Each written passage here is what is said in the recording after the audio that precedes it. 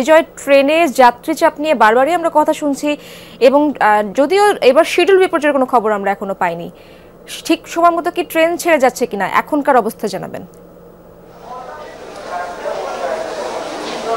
ইসরাত, শুরুতেই আপনাকে শিডিউল বিপর্যয়ের বিষয়টি একটু ক্লিয়ার করতে চাই। সেটি হচ্ছে যে আজকে কিন্তু কিছুটা শিডিউল বিপর্যয় আমরা দেখতে পাচ্ছি। যেমন এই মুহূর্তে যে ট্রেনটি আপনি দেখতে পাচ্ছেন, এই ট্রেনটি কিন্তু উপকূল এক্সপ্রেস নোয়াখালীগামী, ঢাকা টু নোয়াখালীগামী এই ট্রেনটি, এটি কিন্তু 3টা 38 মিনিট আসার কথা ছিল, কিন্তু এটি কিন্তু মূলত 20 মিনিটের একটু বেশি সময় পরে কিন্তু স্টেশনে এসে পৌঁছেছে। এবং এর আগেও যে ট্রেনটি ছিল সেই ট্রেনটিও 10 থেকে 15 মিনিট দেরি করে এসেছে।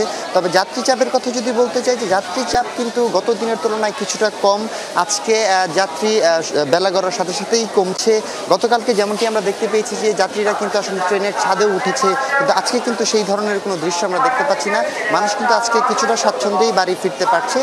পরিবারের মানুষজনের সাথে ঈদের খুশি ভাগাভাগি করে নেওয়ার জন্য মানুষ কিন্তু আজকে একটু স্বাচ্ছন্দ্যে আসলে বাড়ি যাওয়ার সুযোগ পেয়েছে। তবে আজকে আমি খুব একটা ভিড় দেখতে পাচ্ছি না এবং ধারণা করা হচ্ছে যে বেলা গড়ার সাথে সাথে যাত্রী চাপ আরও কিছুটা কমবে এবং ট্রেনের শিডিউল কিন্তু বিলম্ব 10 থেকে 15 মিনিট বা 20 মিনিট হলেও যাত্রীদের মধ্যে সেই ধরনের কোনো আক্ষেপ আমরা দেখতে পাচ্ছি না। কারণ আগে যেরকম ঘন্টার পর ঘন্টা বিলম্ব হতো, সেই ধরনের কিন্তু বিলম্ব এখন আমরা দেখতে পাচ্ছি না। তো সবকিছু মিলিয়ে পরিস্থিতি। অনেক ধন্যবাদ আপনাকে বিজয়, সেখানকার খবরাখবর জানছিলাম আপনার মাধ্যমে।